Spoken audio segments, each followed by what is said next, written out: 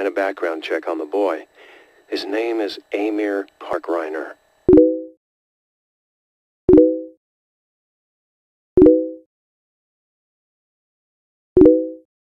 Hello, Internet.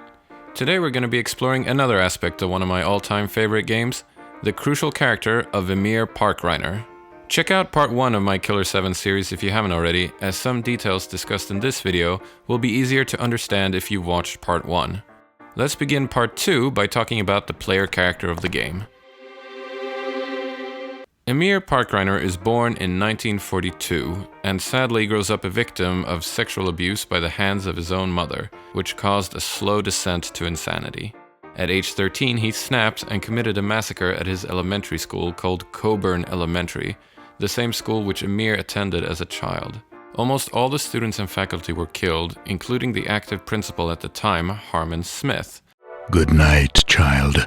It's past your bedtime. Coburn was no ordinary school. This so-called elementary school was actually a secret Japanese indoctrination facility set up right in the heart of beautiful Seattle, Washington.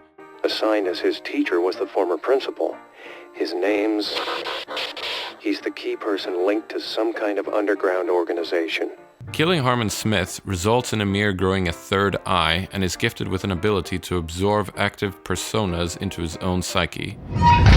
And, dear viewer, if you think that sounded cool, it's about to get a whole lot better. To fully understand who or what Emir Parkreiner is, it's important to understand who or what Garcian Smith is.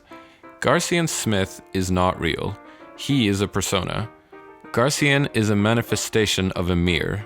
In other words, Garcian is Emir. Remember that for the majority of your playthrough of Killer 7, you, as the player, are Garcian Smith. Emir Parkreiner doesn't know he is Emir Parkreiner. You, dear player, don't know you are Emir Parkreiner. So how is this all possible? Well, let's find out. After Emir's murderous rampage at his elementary school, or should I say Japanese spy academy, he severed all ties with the Japanese military and became an assassin for the United States. Eventually, he became assigned to target the Smith Syndicate, also known as the Killer 7. Wait, there's another Killer 7? Yes.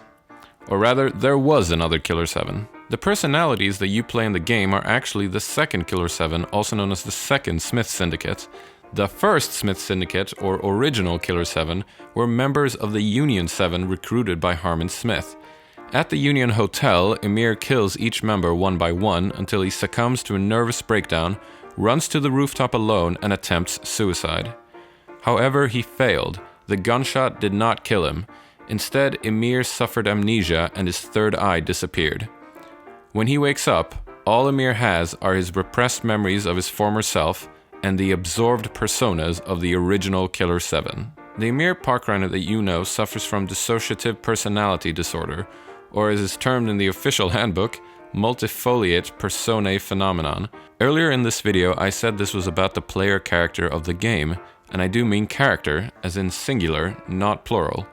Unlike the original Killer 7, who was actually composed of 7 living individuals, this second Killer 7 is composed of only one person, Emir, who, unbeknownst to himself, lives with 7 other distinct personalities that manifest in full physical and mental form.